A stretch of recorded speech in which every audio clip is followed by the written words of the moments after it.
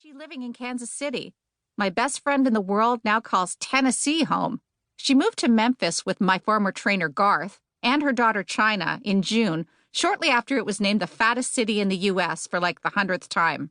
The mayor decided to start a Cut the Fat citywide health initiative, and Garth was recruited through one of his Wounded Warrior buddies to develop a middle school program. It was an easy move for Nina. She can run her web design business from anywhere. And China was more than happy to start high school in a new city after her less-than-stellar middle school years, poor baby. But all their change and excitement has left me without my best friend, my kick-ass trainer, and a great babysitter. And everyone knows how hard it is to find a great babysitter. Returning as class mom would be so much easier if Nina was still living here, especially since she was the one who once again convinced me to jump back into the thankless cesspool. "Just do it. You know you miss it," she said on our latest phone call. "What I miss is you big jerk." And I really do.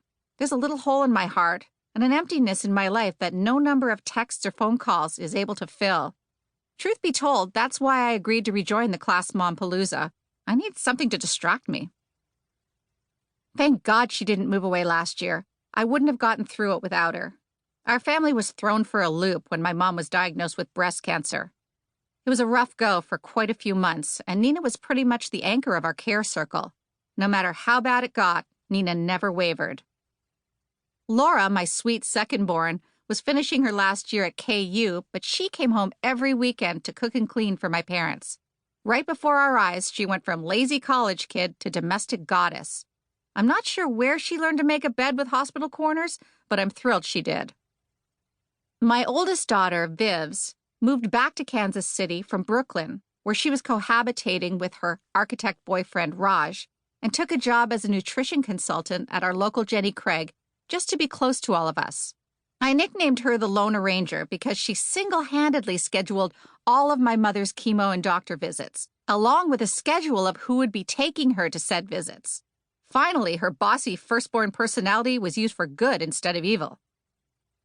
Max was eerily quiet but very cooperative, no matter how many nights he spent with China babysitting him. And my husband, Ron, well, he was a man and frustrated because he just couldn't fix the problem. As for me, I was not ready to lose my mother, no way, no how. But instead of standing strong and defiant, I was a very disappointing tower of jello.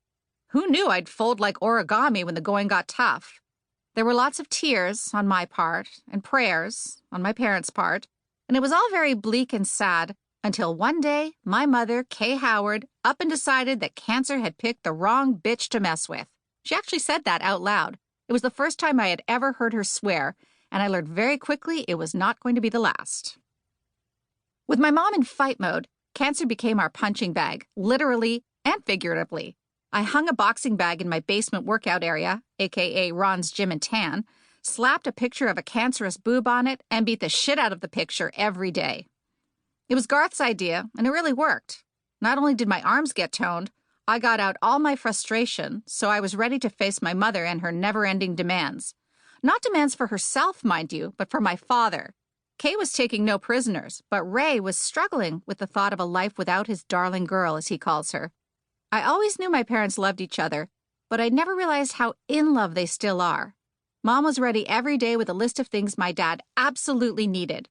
It usually looked something like this: the newspaper, a poppy seed bagel from Einstein's, Snapple peach tea, the toothpaste that tastes like cherry, at least 10 hugs. Mom is now done with her chemo, thank God. In the spring, she rang the bell at the University of Kansas Cancer Center to signal her final treatment, said goodbye to all her chemo-sabis, and vowed to keep the fight going. Her hair was a casualty of her war with the big C, but beyond that, she is all piss and vinegar, which I believe is fueled by her collection of Golden Girls wigs. When she wears Blanche, there's no stopping her. When the phone rings, I already know it's her calling for our morning check-in. "Hi, Mom." "Sweetheart, are you busy?" "Just writing some emails." "Oh, good. Write one to your Aunt Barbara, will you? I think she only gets spam unless I send her something." "Happy to." I start typing her email address. I was a cancangirl@AOL.com. Aunt Barbara's a little eccentric. In fact, she's a family enigma. She's my father's half-sister from when my grandmother died and my grandfather remarried. I myself have never met her,